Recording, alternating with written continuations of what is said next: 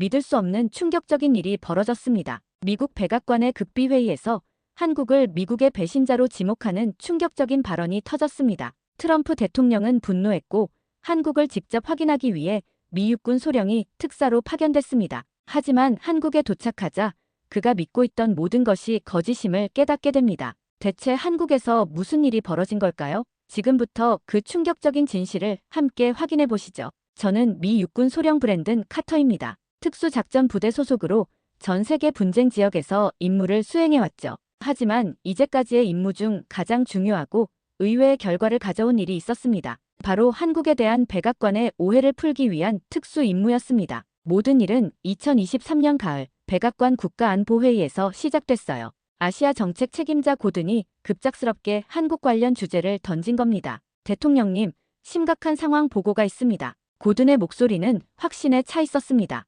한국이 한미동맹을 파기하려는 움직임을 보이고 있습니다. 우리 정보에 따르면 그들은 더 이상 미국의 보호가 필요 없다고 생각하고 있죠. 회의실은 순간 얼어붙었습니다. 트럼프 대통령의 표정이 굳어지는 것이 보였어요. 저는 의아했습니다. 한국, 미국의 가장 충실한 동맹국 중 하나가 왜 갑자기? 고든은 계속해서 보고했습니다. 한국은 미국의 지원을 무시하고 독자적인 군사 노선을 추구하고 있습니다. 그들은 이제 스스로를 강국이라 여기며 미국 없이도 생존할 수 있다고 믿고 있어요. 우리는 경제적으로도 손해를 보고 있습니다. 트럼프 대통령의 얼굴이 점점 붉어졌죠. 대통령은 테이블을 치며 소리쳤습니다. 나는 항상 말했다. 한국을 포함한 많은 국가들이 미국을 이용하고 있다고. 우리는 매년 수십억 달러를 쏟아붓는데 이게 보답인가? 그들이 우리를 필요로 하지 않는다면 우리도 그들이 필요 없어. 미국이 다 지켜준 덕분에 경제 발전했으면서 저는 의아했습니다. 제가 알고 있는 한국은 그런 나라가 아니었어요. 이라크와 아프가니스탄에서도 한국군은 미군과 어깨를 나란히 했고 언제나 믿음직한 동맹이었죠. 뭔가 잘못된 정보가 있는 것 같았습니다. 증거가 있습니까? 제가 조심스레 물었죠. 고든이 저를 날카롭게 쳐다봤습니다. 물론이죠. 한국은 미국의 기술 없이 독자적인 무기 체계를 개발 중입니다. 더 이상 미국 장비를 구매하지 않으려 하고 심지어 미군 주둔에도 불만을 표시하죠. 그들은 이제 중국, 러시아와도 가까워지고 있습니다. 이건 정말 말이 안 됐습니다. 제가 알고 있는 한국은 철저한 반공 국가였고 미국과의 동맹을 최우선시했어요. 하지만 고든은 확신에 차 있었고 다른 참석자들도 그의 말에 고개를 끄덕이고 있었죠. 트럼프 대통령의 분노는 극에 달했습니다. 즉각적인 대응이 필요하다. 주한미군 감축도 검토하고 경제 제재도 준비해라. 그들이 미국 없이 살 수 있다고 생각한다면 그렇게 해보라고 해. 회의가 끝난 후 저는 마음이 무거웠습니다. 한국에 대한 이런 판단이 정말 맞는 건지 의문이 들었죠. 하지만 반박할 만한 구체적인 증거는 없었습니다. 이대로 한미동맹이 흔들린다면 수십 년간 쌓아온 신뢰가 한순간에 무너질 수도 있었어요. 동북아시아의 안보 균형도 깨질 위험이 있었죠. 이틀 후 갑작스러운 호출을 받았습니다. 백악관 국가안보보좌관이 저를 찾았죠. 브랜든, 대통령님이 당신을 특별 임무에 배정했네. 그의 표정은 무거웠습니다. 한국으로 가서 직접 상황을 조사해야 해요. 순간 의아했죠. 왜 하필 저인가? 아시아 전문가도 아니고 한국에 대한 특별한 지식도 없는데. 그러나 곧 이유를 알게 됐습니다. 당신은 이라크에서 한국 부대와 함께 작전을 수행했고 한국군에 대한 이해도 있지 않나. 또한 정치적 편향 없이 객관적으로 보고할 수 있는 사람이 필요해요. 고든의 주장이 사실인지 직접 확인해야 합니다. 이건 정말 중요한 임무였습니다. 미국과 한국의 관계가 저의 보고에 달려있다니 부담이 컸지만 동시에 진실을 밝힐 기회라고 생각했죠. 제가 본 한국은 고든이 묘사한 것과 달랐으니까요. 준비를 위해 한국 관련 자료를 검토하는데 고든이 제 사무실을 찾아왔습니다. 그의 얼굴에는 미소가 있었지만 눈빛은 차가웠죠. 브랜든, 내 조언 하나 들어봐. 한국에 도착하면 그들의 환대에 현혹되지 마라. 저는 침착하게 답했습니다. 객관적으로 사실만 보고할 겁니다. 고든이 웃으며 말했죠. 그들은 기만의 달인이야. 한국은 이제 우리의 친구가 아니라 적이 될 준비를 하고 있어. 그걸 잊지 마. 고든은 떠났지만 그의 말이 계속 머릿속에 맴돌았습니다. 왜 그는 한국에 대해 그토록 부정적인가? 개인적인 감정이 있는 건지 아니면 실제로 뭔가 알고 있는 건지 의문이 들었죠. 실제 한국은 어떤 모습일까? 미국의 안보에 위협이 되는 동맹국인가? 아니면 여전히 충실한 파트너인가? 제 머릿속은 혼란스러웠죠. 비행기에 오르면서 한국에 대한 사전 지식을 다시 한번 떠올려 봤습니다. 제가 알고 있는 한국은 한국 전쟁 이후 폐허에서 경제 강국으로 성장한 나라였죠. 민주주의를 쟁취하기 위해 피를 흘렸고 세계에서 가장 빠른 경제 성장을 이룬 나라. 삼성, 현대, LG 같은 글로벌 기업을 가진 기술 강국. 그런데 정말 미국을 배신하려 한다고 태평양을 건너는 동안 저는 생각했습니다. 한국이 정말 독자적인 군사력을 갖추려 한다면 그게 왜 배신이 되는지, 모든 국가는 자국 방위를 위해 노력하는 것이 당연하지 않은가. 고든의 말처럼 한국이 미국을 외면한다면 왜 여전히 한국에는 미군 2만 8천 명이 주둔하고 있는가. 의문이 꼬리에 꼬리를 물었지만 결론은 하나였습니다. 직접 보고 판단해야 한다는 것. 떠도는 소문이나 개인의 감정이 아닌 사실에 기반한 판단이 필요했죠. 14시간의 비행 끝에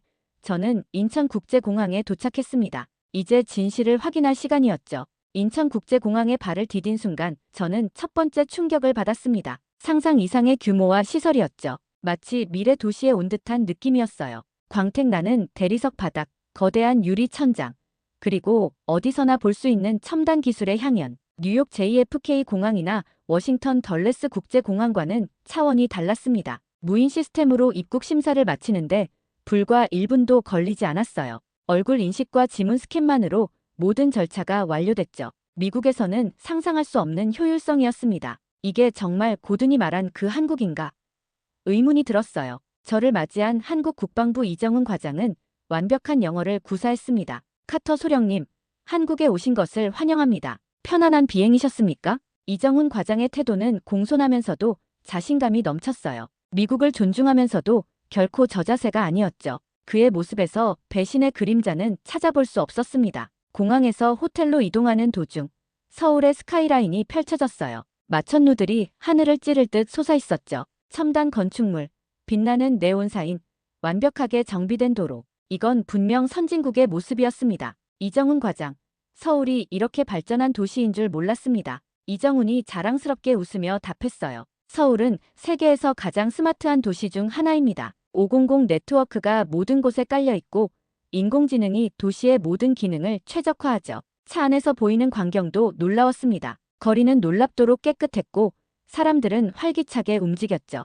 범죄율이 낮아 여성들이 밤에도 안전하게 다닐 수 있다는 이정훈의 설명에 더욱 놀랐어요. 미국의 대도시와는 비교할 수 없는 안전함이었습니다. 호텔에 도착해 창밖을 바라보며 생각했어요. 이런 나라가 왜 미국을 배신할 이유가 있을까? 오히려 미국보다 더 발전된 모습인데. 그날 저녁 서울 도심을 산책하며 또 다른 충격을 받았습니다. 매장들은 첨단 기술로 가득했죠. 증강현실 쇼핑, 로봇 바리스타, 얼굴 인식 결제 시스템, 심지어 길거리 쓰레기통도 태양광 패널로 쓰레기를 압축하는 스마트 시스템이었어요. 지하철은 또 어떻습니까? 무인 운행으로 1분 단위 정확성을 자랑하고 역사는 미술관처럼 깨끗했죠. 와이파이는 기본이고 모든 곳에서 오지 신호가 잡혔습니다. 뉴욕 지하철의 지옥 같은 환경을 생각하면 천국이 따로 없었어요. 한 젊은이에게 길을 물었더니 유창한 영어로 친절하게 알려주었습니다. 고든의 말대로라면 한국인들은 미국인을 적대시해야 하는데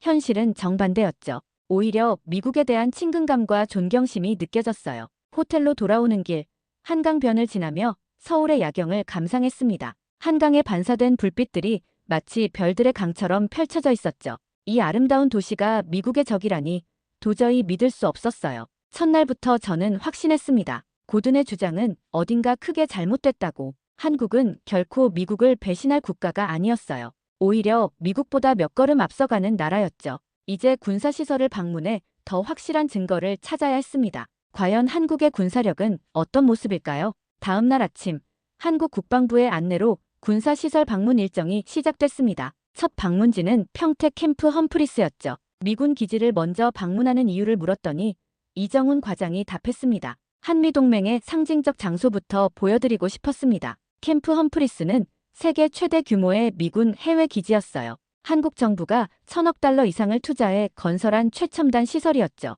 이런 엄청난 투자를 한 나라가 어떻게 미국을 배신할 수 있을까요? 의문이 더 깊어졌습니다. 미군 사령관 존슨 장군이 직접 저를 맞이했어요. 카터 소령, 한국은 우리의 가장 신뢰할 수 있는 동맹국입니다. 그들의 지원과 헌신은 놀랍죠. 한국군과의 합동훈련은 언제나 완벽해요. 존슨 장군의 말은 고든의 주장과 정면으로 충돌했습니다. 주한미군 사령관이 이렇게 확신에 찬 평가를 내리는데 고든은 어떤 근거로 한국을 의심하는 걸까요? 다음으로 방문한 한국군 특수전 사령부에서 진짜 충격을 받았습니다. 그들이 보여준 장비와 기술은 미군의 것을 뛰어넘는 수준이었어요. 증강현실 기반 전투 훈련 시스템, 인공지능으로 작동하는 드론 부대, 양자암호와 통신망까지 한국이 독자적으로 개발한 기술들이었죠. 특히 K-10 방어 체계는 정말 인상적이었습니다. 북한의 미사일 위협에 대응하기 위해 한국이 독자 개발한 이 시스템은 사드보다 더 정교했어요.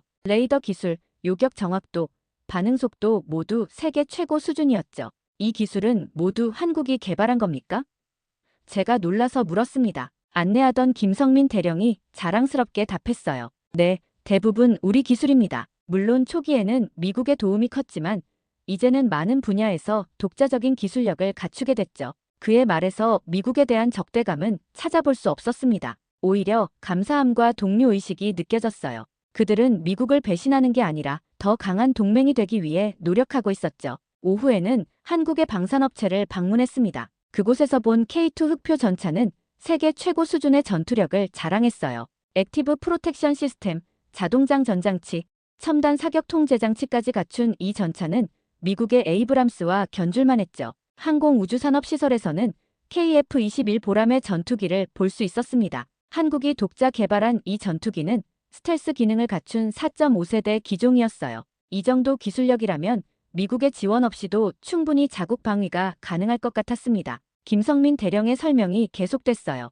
우리는 자주 국방을 목표로 하지만 그렇다고 미국과의 동맹을 경시하는 건 아닙니다. 오히려 더 강한 파트너가 되기 위한 노력이죠. 저녁에는 한국군 장교들과 식사를 함께 했습니다. 그들의 이야기를 들으며 더욱 확신이 들었어요. 한국군은 미군을 적이 아닌 형제로 여기고 있었죠. 같이 피를 흘린 전우라는 인식이 강했습니다. 미국은 우리의 가장 중요한 동맹국입니다. 한국 전쟁에서 목숨을 바친 미군 장병들을 우리는 절대 잊지 않아요. 한 한국군 대령의 진심 어린 말에 마음이 뭉클했습니다. 호텔로 돌아와 오늘 본 것들을 정리했어요. 고든의 주장과는 정반대의 현실이었습니다. 한국은 미국을 배신하는 게 아니라 더 강한 동맹국이 되기 위해 스스로 강해지고 있었죠. 그들의 자주 국방 노력은 미국의 부담을 덜어주는 긍정적인 변화였어요. 이제 국방부 고위 관계자들과의 만남을 통해 더 확실한 한국의 입장을 들어봐야 했습니다. 다음 날 아침, 한국 국방부에서 장관과의 면담이 예정되어 있었습니다.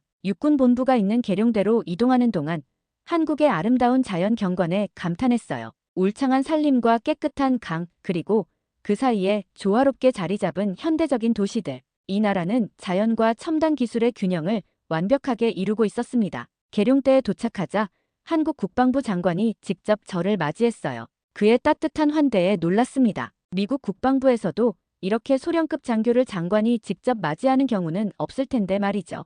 회의실에 들어서자 한국의 주요군 지휘관들이 모두 자리하고 있었습니다. 합참의장, 각군 참모총장, 그리고 국방부 핵심 인사들까지. 그들이 이렇게 모인 이유는 단 하나, 미국과의 관계에 대한 진심을 전하기 위해서였죠. 장관이 먼저 입을 열었습니다. 카터 소령님, 우리가 미국을 배신하려 한다는 소문이 있다고 들었습니다. 이는 전혀 사실이 아니에요. 그의 목소리에는 진정성이 묻어났습니다. 거짓말이나 외교적 수사가 아닌 진심 어린 걱정이 느껴졌어요. 우리는 미국과의 동맹을 소중히 여깁니다. 한미동맹은 단순한 군사적 협약이 아니라 피로 맺어진 형제애입니다. 다만 이제는 동등한 파트너로 함께 성장하고 싶은 바람이 있어요. 장관의 설명은 계속됐습니다. 한국의 국방정책, 미래 비전, 그리고 한미동맹의 중요성까지 모든 이야기가 논리적이고 진심이 담겨 있었어요. 그 어디에도 미국을 배신하려는 의도는 찾아볼 수 없었습니다. 합참의장도 의견을 보탰어요. 우리가 자주 국방을 강조하는 이유는 미국의 부담을 덜어주기 위해서입니다. 동맹국으로서 우리도 더 많은 책임을 져야 한다고 생각해요. 이것이 어떻게 배신으로 해석될 수 있는지 이해하기 어렵습니다. 그의 말은 정확했습니다. 동맹이란 서로 도움을 주고받는 관계인데 한국이 더 많은 방위, 책임을 지겠다는 게 왜 문제가 되는지 정말 이해하기 어려웠어요. 질문할 기회가 주어졌을 때 저는 직설적으로 물었습니다. 그렇다면 왜 한국은 미국 무기 구매를 줄이고 있는 겁니까? 이것이 동맹을 약화시키는 증거라는 주장이 있습니다. 장관이 차분하게 답했어요. 우리는 여전히 미국의 주요 무기 구매국입니다. F-35, 글로벌호크, 패트리엇 등 핵심 체계를 꾸준히 도입하고 있죠. 다만 일부 분야에서는 자체 개발을 시도하고 있는데 이는 미국 기술을 거부해서가 아니라 한국만의 안보 환경에 맞는 시스템이 필요하기 때문이에요. 이 설명은 매우 합리적이었습니다. 모든 국가는 자국의 안보 환경에 최적화된 무기 체계가 필요한 법이죠. 한국이 자체 개발을 시도하는 것은 당연한 선택처럼 보였어요. 점심 식사 자리에서 더 솔직한 대화가 이어졌습니다. 장관은 한국 전쟁에서 미군이 치른 희생에 대한 깊은 감사를 표했고 현재 주한미군의 중요성도 강조했어요. 그의 말에는 정치적 계산이 아닌 진심이 담겨 있었습니다. 우리 할아버지 세대는 미군이 자유와 평화를 지켜준 것을 결코 잊지 않습니다. 그 희생 덕분에 오늘의 한국이 있어요. 우리는 그 은혜를 갚기 위해 이라크, 아프가니스탄 등의 군대를 파병했고 앞으로도 미국과 함께할 것입니다. 식사 후 국방부 회의실에서 더 구체적인 자료를 받았습니다. 한국의 국방비 지출 내역, 방위비 분담금 증가 추이, 미국 무기 구매 현황까지 모든 데이터는 한국이 동맹의 의무를 충실히 이행하고 있음을 증명했죠. 특히 놀라웠던 건 한국이 지난 10년간 미국 무기를 약 300억 달러어치 구매했다는 사실이었습니다. 이는 미국의 어떤 동맹국보다 많은 금액이었어요. 또한 방위비 분담금도 매년 증가해왔죠. 이런 사실들은 고든의 주장과 완전히 상반된 것이었습니다. 합참의장은 한국의 자주 국방 필요성에 대해 설명했어요. 북한의 위협은 상시적이고 즉각적입니다. 미국의 지원을 기다릴 시간적 여유가 없는 경우가 많죠. 그래서 우리는 일부 핵심 방어 체계를 독자적으로 개발해야 합니다. 하지만 이것이 미국과의 협력을 대체하는 것은 결코 아니에요. 이 설명은 매우 논리적이었습니다. 한국의 지리적 상황을 고려하면 자체 방어 능력 강화는 선택이 아닌 필수였죠. 그리고 이는 오히려 미국의 부담을 줄여주는 긍정적인 변화였습니다. 말미에 장관이 저를 따로 불러 개인적인 이야기를 나눴어요. 카터 소령, 솔직히 말씀드리면 고든 씨와는 과거에 불편한 일이 있었습니다. 약 10년 전 한국의 첨단 무기 개발 계획을 두고 이견이 있었죠. 그 일 이후로 그분은 한국에 대해 부정적인 시각을 가지게 된 것 같아요. 비로소 퍼즐이 맞춰지는 느낌이었습니다.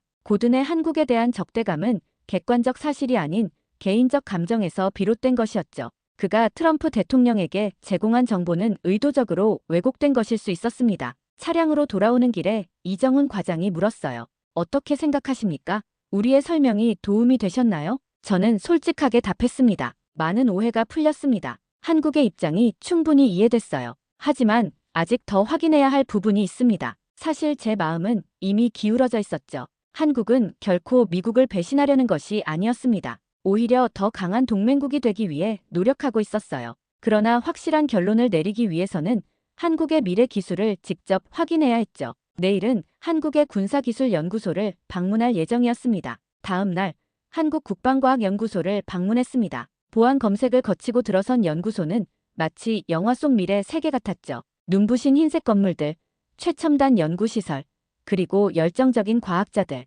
미국의 다트머스나 MIT 연구소보다 더 현대적인 시설이었습니다. 연구소 책임자인 박정호 박사가 직접 안내를 맡았어요. 이곳은 한국의 미래 국방 기술을 개발하는 곳입니다. 자주 국방의 심장부라고 할 수 있죠. 첫 번째로 보여준 기술은 인공지능 기반 무인 전투 시스템이었습니다. 사람의 개입 없이도 적의 위협을 감지하고 대응하는 완전 자율 드론이었죠. 이 기술은 미국의 유사 프로젝트보다 최소 3년은 앞서 있어 보였어요. 이건 정말 놀랍군요. 이런 기술을 어떻게 개발했습니까?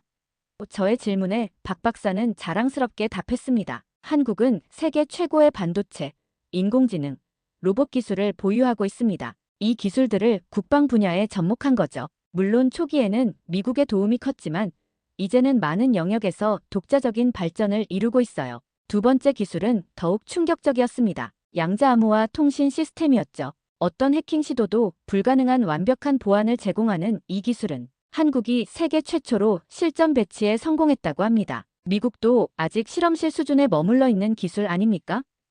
제가 놀라서 물었어요. 박 박사가 겸손하게 웃으며 답했습니다. 그렇습니다. 우리는 양자 기술에 일찍부터 투자해왔어요. 특히 북한의 사이버 위협에 대응하기 위해서였죠. 가장 인상적이었던 것은 차세대 스텔스 기술이었습니다. 기존 레이더뿐만 아니라 적외선, 음파 탐지까지 모두 회피할 수 있는 혁신적인 기술이었죠. 미국의 B2 폭격기나 F-22 전투기보다 훨씬 진보된 개념이었습니다. 이건 어떻게 가능한 건가요? 솔직히 말해 충격이었어요. 박 박사가 설명했습니다. 메타물질과 나노 기술의 결합입니다. 한국은 나노 소재 분야에서 세계 최고 수준이에요. 이 기술이 완성되면 우리의 방어력은 획기적으로 향상될 것입니다. 점심시간에는 연구원들과 대화할 기회가 있었습니다. 그들의 열정과 자부심이 인상적이었어요. 특히 많은 연구원들이 미국에서 공부하고 돌아온 인재들이었습니다. 그들에게 미국은 여전히 존경의 대상이자 협력의 파트너였죠. 우리는 미국과 경쟁하는 것이 아니라 함께 성장하고 싶습니다. 한 젊은 연구원의 말이 가슴에 와닿았어요. 한미 과학자들이 공동으로 연구한다면 세계 평화에 더 크게 기여할 수 있을 거예요. 오후에는 미래 전장 시뮬레이션 센터를 방문했습니다. 가상현실과 증강현실을 활용한 훈련 시스템이었죠. 제가 직접 체험해 보았는데 미국의 어떤 시스템보다 현실적이고 효과적이었습니다. 이 기술을 미국과 공유할 계획은 없습니까?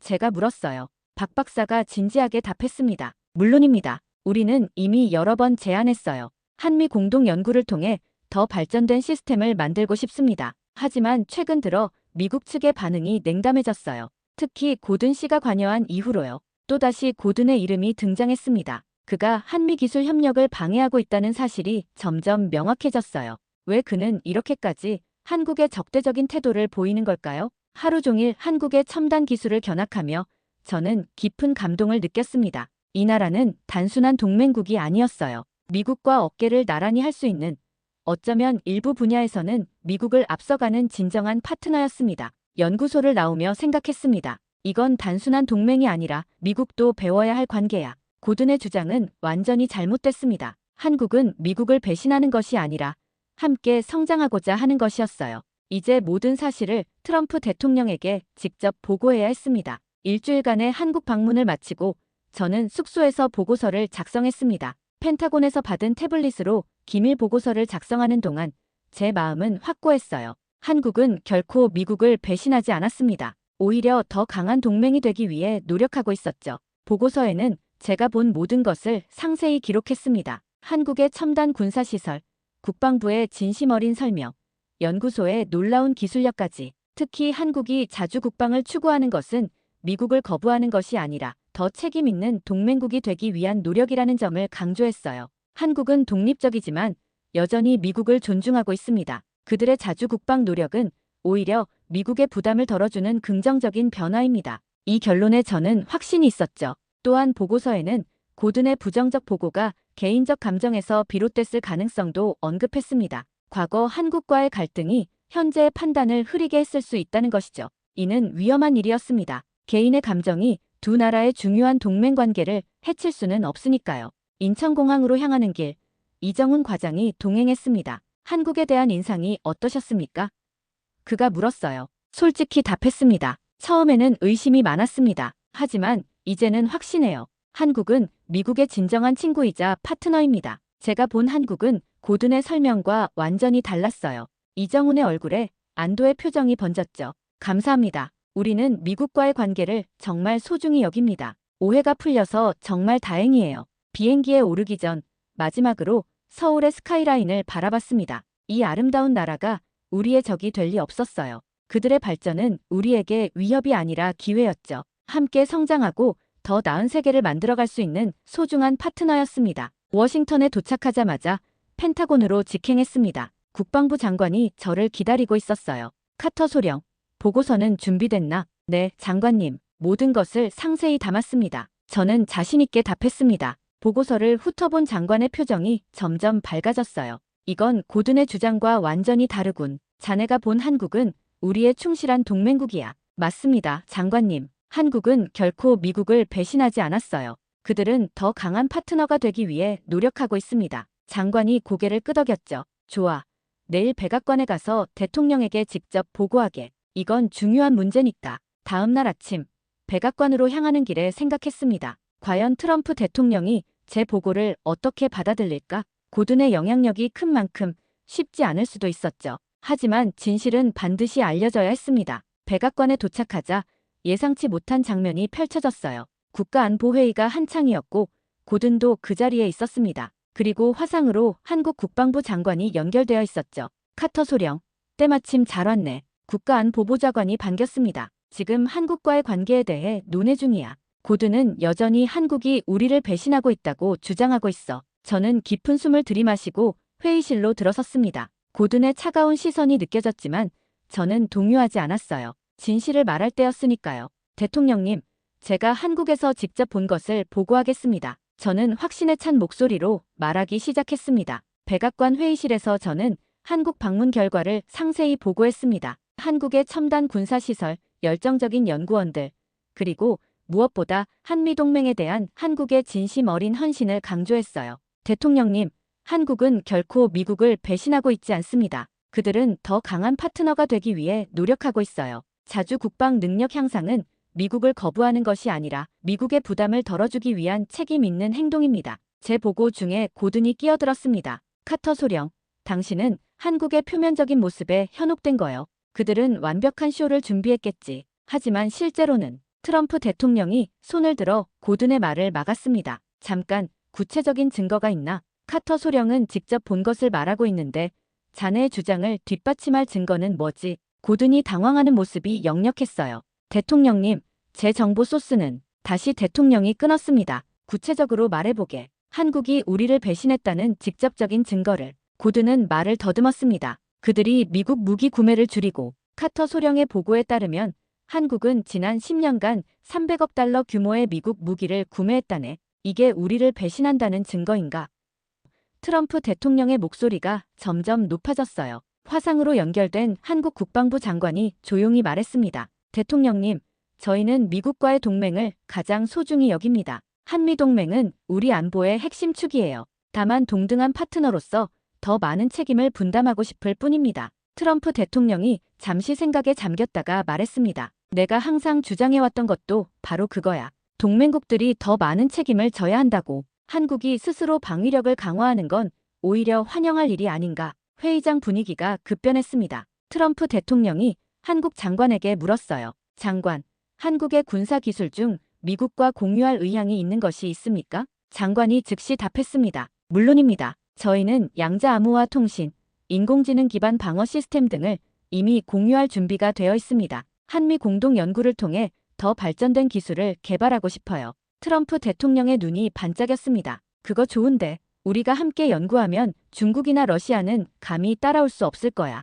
고든은 당황한 표정으로 자리에 앉아 있었어요. 그의 주장이 무너지는 모습을 보는 것은 솔직히 통쾌했습니다. 개인적 감정으로 국가 안보 결정을 좌우하려 한 것은 용납할 수 없는 일이었으니까요. 회의 후반부에 트럼프 대통령은 완전히 다른 사람이 되어 있었습니다. 우리는 한국을 진정한 파트너로 대해야 한다. 그들의 발전은 우리에게 위협이 아니라 기회야. 함께 성장하고 더 강해지는 거지. 회의가 끝나갈 무렵 트럼프 대통령이 저를 불렀습니다. 카터 소령, 좋은 일 했네. 진실을 밝혀줘서 고맙네. 동맹 관계에서 신뢰가 무너지면 모든 것이 무너지는 법이지. 이 말에 가슴이 뭉클했습니다. 제가 한 일이 두 나라의 관계를 지키는데 도움이 됐다는 생각에 자부심이 느껴졌어요. 한 달 후, 저는 놀라운 소식을 들었습니다. 한미 첨단 군사기술 공동연구단이 발족된다는 것이었죠. 더욱 놀라운 것은 제가 그 연구단의 미국 측 책임자로 임명됐다는 거였어요. 다시 한국으로 가게 될 것 같습니다. 저는 가족에게 말했습니다. 이번에는 더 긴 시간 동안요. 서울에 도착한 날, 이정훈 과장이 공항에서 저를 맞이했습니다. 이제 그는 한미연구단의 한국 측 부책임자가 됐더군요. 다시 오신 것을 환영합니다. 카터 소령님, 이정훈이 반갑게 인사했어요. 이제 우리는 진정한 파트너로서 함께 일하게 됐네요. 저는 서울의 아름다운 스카이라인을 바라보며 대답했습니다. 네, 이제 우리는 진정한 파트너입니다. 서로를 존중하고 함께 성장하는 동등한 파트너죠. 한국과 미국의 관계는 그렇게 새로운 차원으로 발전했습니다. 과거의 오해는 풀리고 더 강한 신뢰가 구축됐어요. 두 나라는 이제 어깨를 나란히 하고 세계 평화와 번영을 위해 함께 나아가고 있습니다. 가끔 생각합니다. 만약 제가 한국에 가지 않았다면, 만약 제가 진실을 보고하지 않았다면 어떻게 됐을까? 한미동맹이라는 소중한 관계가 무너질 뻔했던 것이죠. 하지만 다행히도 그렇게 되지 않았습니다. 이제 저는 매일 아침 한강이 내려다보이는 사무실에서 일합니다. 한국과 미국의 최고 과학자들이 함께 연구하는 모습을 보며 뿌듯함을 느끼죠. 이것이 바로 진정한 동맹의 모습입니다. 서로의 강점을 인정하고 함께 발전해 나가는 것. 그리고 그 여정의 일부가 된 것이 저는 정말 자랑스럽습니다.